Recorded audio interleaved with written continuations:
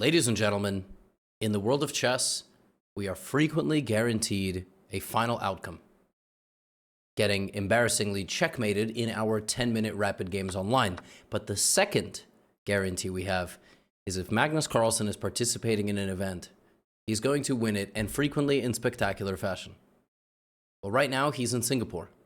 He's playing a freestyle chess match against world number 2, Grandmaster Fabiano Caruana, the only Grandmaster on the planet who has never lost a game in a World Championship match against Magnus Carlsen. They drew all their games back when they played. And today was the final day of action. And it was crazy. And I'm about to show you this final game, but first I'd like to thank the sponsor of today's video, Display. Folks, you know what's cool? Having a high chess elo. But you know what else is cool? Having a unique metal poster of your favorite passion hung up on your wall. And that is exactly what Display is. Display has over 2 million artworks on their catalog made by thousands of creators across the globe. And now they even have a brand new product called Textra.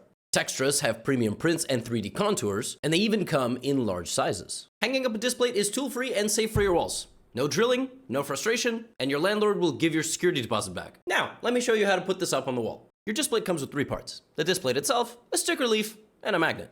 Or 2 magnets if the display is large. First, you gotta put your sticker leaf up on the wall. Make sure there's no bubbles, and the second thing you do is put the magnet on the sticker leaf. Press and hold the magnet for 5 seconds. Last but not least, you hang your display. And now you can celebrate your favorite baseball team breaking your heart in the recent World Series. Folks, right now, Display is celebrating Black Friday and offering their biggest discount of the year, up to 44% off. And for the first time ever, those texture designs I mentioned are also discounted as well. You know how this works at this point? Click the link in the description and the discount will be applied automatically. Or use my code GOTHAM and that'll get you the biggest discount of the year. Make sure to act fast because, as we know, Black Friday deals are not forever. Now that you're done making your living space a bit nicer with Display, let's get back to the video. Thank you, as always, to sponsored Gotham. Folks, freestyle chess, or chess 960, or Fischer random chess is a type of chess where the back row of pieces is randomly selected before the game and shuffled. The bishops have to be on the opposite color, and the king has to be between the rooks, and that is for castling rights. A position was drawn, the players have to analyze. They play this type of chess so that openings don't matter. This is Magnus Carlsen's dream come true. And I think this game was played in an underground gold vault. I mean, like, basically sounds like some Harry Potter thing. Anyway, this is the position. Yesterday, Magnus defeated Fabiano in spectacular fashion, and Fabiano Caruana was on the hunt today and trying to give it right back to Magnus. He opened the game with c4. The English opening, if you can call it that. You know, I'm not sure I can call it that. And in this type of format, the center is important, but it's very important also to open up your pieces and think about what's going to be the structure in the future, who's going to put what pawn where. There are 1,000,001 possibilities. This position can be played out some 10 different ways from this point. And, you know, here we go, developing it like this. So, d4, d5. It's like a Slav defense. I mean, these are the early moves of a Slav, I guess. But it's an Italian-American and a Norwegian on a boat in Singapore, or rather in a gold vault in Singapore. Now, on the third move of the game, Fabi already plays something that the computer really doesn't like for whatever reason. It immediately starts saying that this knight can come to the party, this knight can go to e6, and then right away it's trying to say that black is already very comfortable. But that's, I don't know. I mean, and yeah, I mean, in normal chess, locking structure like this early for white is not always the best decision. But, okay, Magnus plays h5, all right? And, you know, you'll notice that their time hasn't started moving yet. I don't really know why that is. Maybe the clocks were having a syncing problem. h4 is played. I guess they're just gaining bonus time. They're both playing relatively quickly. Fabi plays h4 relatively quickly. This move is obviously played to bring the queen to the action, not right away, because that would be really tragic, but you need to play where your bishops point, and generally this is a good strategy. If you allow Magnus to play h4, it could be quite problematic. So he plays h4 himself, and now we have knight f6. First time Magnus spends a little bit of time, he moves his knight to f6. By the way, in this setup, just fun fact, you can actually castle on the first move. You can play 0-0 on move 1. Commit your king right away. Obviously, the players don't really want to do that because then they give their opponent a potential attacking target, and their king is locked there for the rest of the game. To castle that way, you would need to make sure these two squares are free. So the rook, the knight, and the bishop would need to move. So g3, structural decision chosen by Fabi.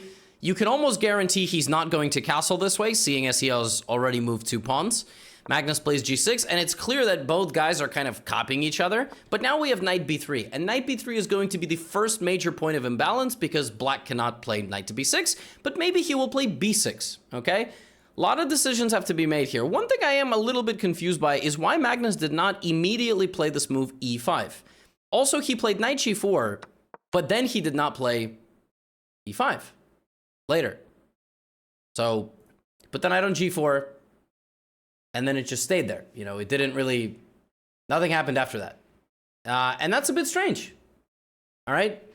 Like, that's, this to me is a very natural move, considering that, you know, white's got this structure, and black probably needs to do something with the pawns. But okay, he chooses knight g4, and he's the best player in the world. So when he makes a decision, I'm obviously going to pay attention. One thing I didn't quite get here also is that it's very possible for white to play f3. Obviously, Magnus is not concerned about this, otherwise he wouldn't have gone there. And after knight h6, I imagine he had a rerouting plan. He was probably going to trade the bishop and put his knight on f5. But again, the computer thinks this is not a good plan, which is why I love Fisher Random. Like, queen h2, bishop f5, bishop takes, knight takes, and this little subtle reroute, and then e4, and white's just better. The knight is in a very bad position. Fabi, though, plays knight d3, and again, a moment here to play e5, although now after e5, f3, the best move for black is the ridiculous e4, counterattacking in the center of the board. Crazy, but it kind of makes sense, right? Because there's bishops here. Anyway, none of this really matters. I mean, these are all like, you know, crazy openings, and so bishop f5 is the move chosen, and Fabi wins the battle of the opening by simply getting the better position. Now, you may be looking at this and wondering, how did the king literally teleport off the map? I mean, I used to play a game called Combat Arms on Nexon because I liked MapleStory growing up. I wasn't a big RuneScape guy, and I've never played like Call of Duty or Halo. I was a big MapleStory guy, all right? And yeah, you know, they made a game called Combat Arms, and you would just literally fly off the map. People would hack the game and fly off the map and shoot from the sky. All right, good luck. So yeah, this is kind of like wall hacks here.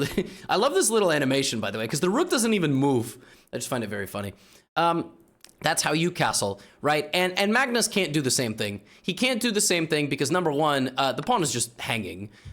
So in all, you know, future lines, it's a problem, but really it's a problem if you start with e4 and then you take the pawn. So Magnus is not in a very good shape, I think, early on. I actually quite like Fabiano's position. Knight to e6. The bishop drops back to e2. And now Magnus totally changes the characteristics of the position. He takes the bishop. Magnus identified that his worst piece is his light squared bishop. It's because he has a bunch of pawns on light squares, so he's going to get rid of it, put his knight on f5, and this is the position that he is going to work with. Fabi plays a very simple move here, e3. E3 is a problem. I think, I'm not really sure what Magnus expected. Maybe he mostly expected bishop takes f5, but e3 is a problem because even though this pawn is hanging because of this absurd bishop from, you know, Q47, which is a bust in New York, knight takes g3 just leads to more problems than it solves. And Magnus thinks here and does not play a good move. Okay, I mean, good is, like, his worst move is the best move you've ever played in your life, but b6. All right, b6 is a problem. It looks like it makes sense. It looks like this is the stronghold, and after this, you know, black is going to be able to create counterplay, and the king is there. Unfortunately, it is simply too slow. And Fabi here plays a great move. He plays f4, and Magnus is in trouble already. The point is that it's very hard for black to actually do anything. Like, if you take on c5, I take on c5.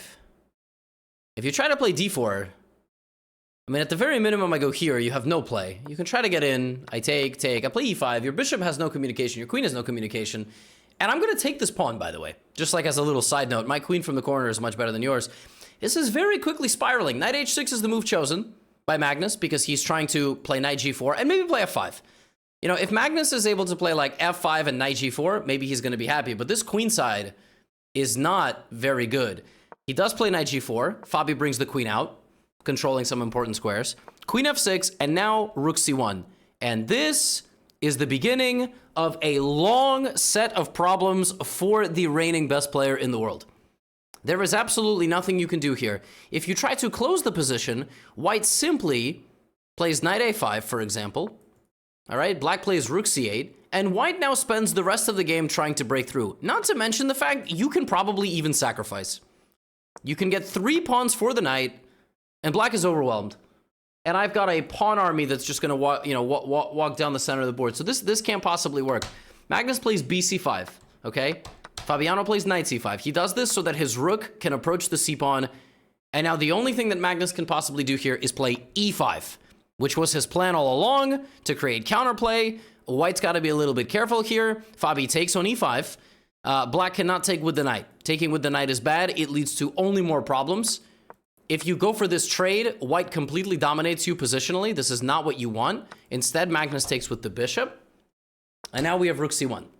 Rook c1 voluntarily. This is a great game so far being played by Fabiano. He has multiple options here, but he plays rook c1, gives up the pawn in front of his king, and plays rook takes c6. A beautiful move.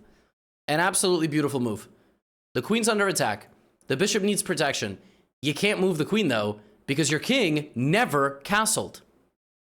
And after king e8, bishop b5, you're mated. If you go here, this is a double check and a mate. And Magnus is not going to lose the game like that. So, he plays knight e5. Defensive shape-shifting, leaving the bishop hanging. The queen is counterattacked. You cannot take the queen because you lose your queen. So the only thing we can do here is rook takes f6, knight takes f3, and by a miracle, not a miracle, he obviously planned it, the bishop is hanging, and even though this bishop is hanging, this bishop is hanging, this rook is hanging, that rook is hanging. White plays king takes b2 because he could have played bishop before check, but then the king would have attacked the rook. So you're still not fast enough. And when the dust settles with king b2 and knight d2, rook c7, it looks like Magnus Carlsen is absolutely on the ropes. Looks like he's on the ropes. I mean, he's just getting mated, right? Like, if black plays rook g7 here, defending, I mean, white can't play bishop g6 because rook takes g6, but white can play a whole lot of things. Like, for example, rook a6, take this pawn, bulldoze. Black's king is stuck on the back rank. This knight is basically trapped and going to get, you know, taken by the bishop. So, I don't know if Fabi missed this move or it was absolutely his plan to go for this position. But in this position, black can still castle.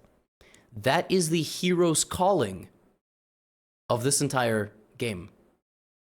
It's the fact that in these little moments, on the 25th move, black can still castle that way.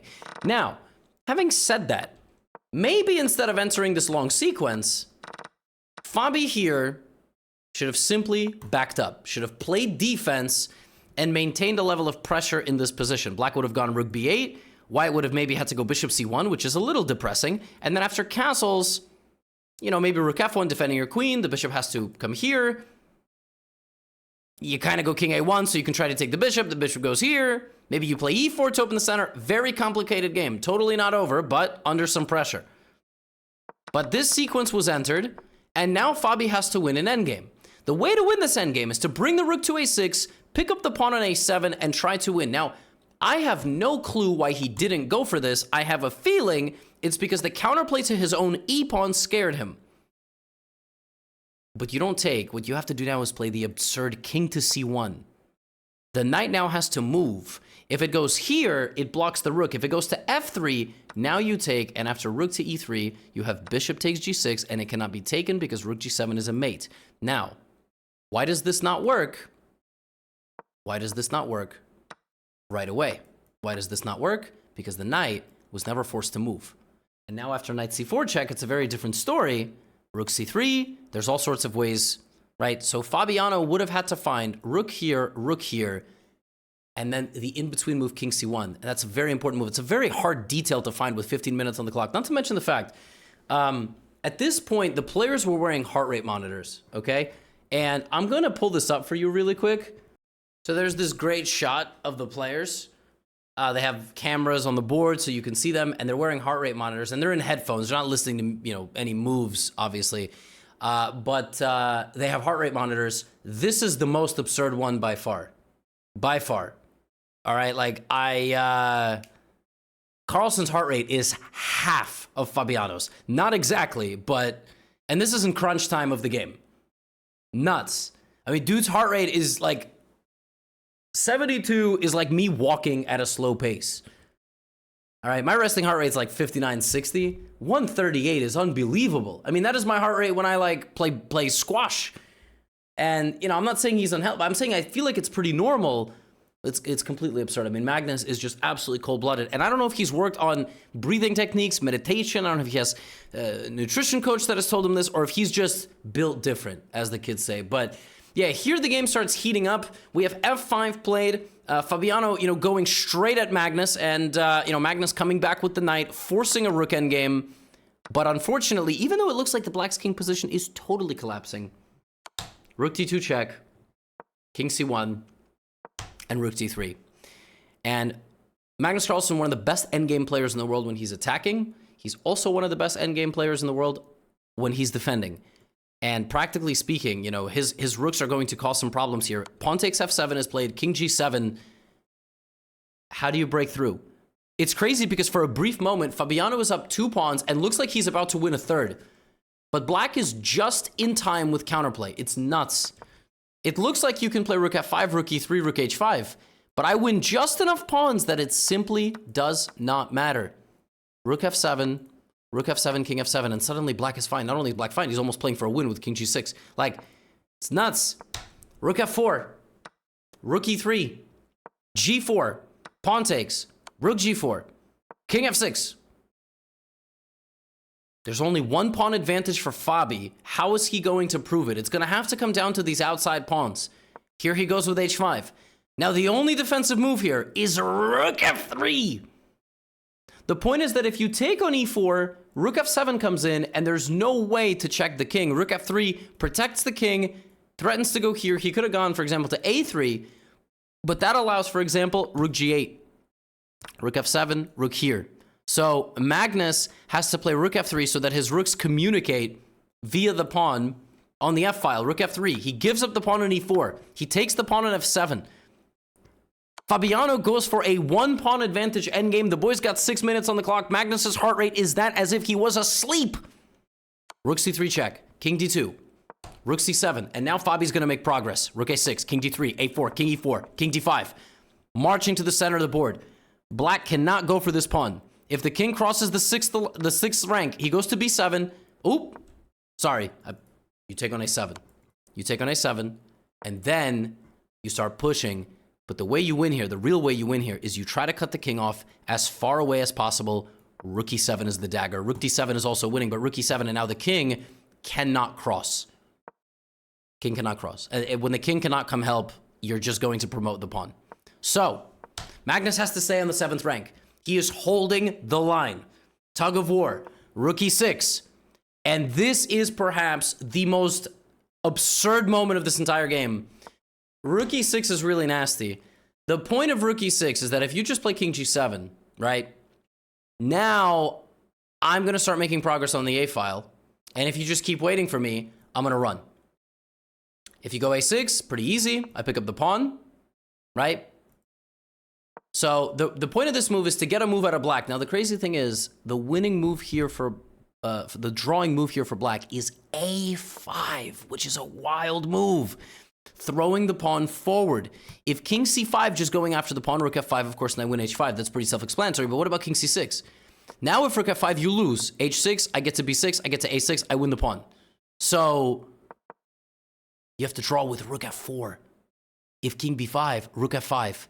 So this is the way you create the counterplay. And if king c4, rook f4, king b5, rook f5. This is the way you draw. King a6, rook h5, rook b6, you try to go for this. King g7, rook b5, rook h8, king a5, king f6. You can cut the king off, but it's not enough because I can cut your king off too. I can cut your king off and you never get out.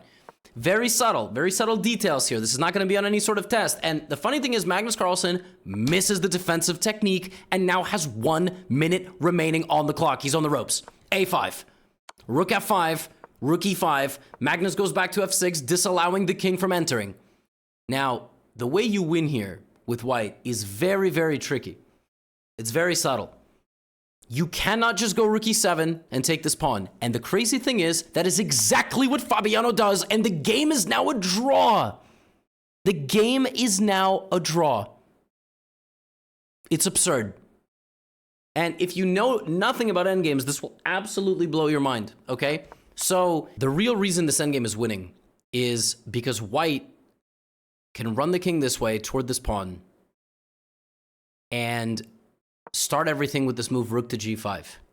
The point of rook g5 is that if king h6 is played, you have this trade. This is the most important part.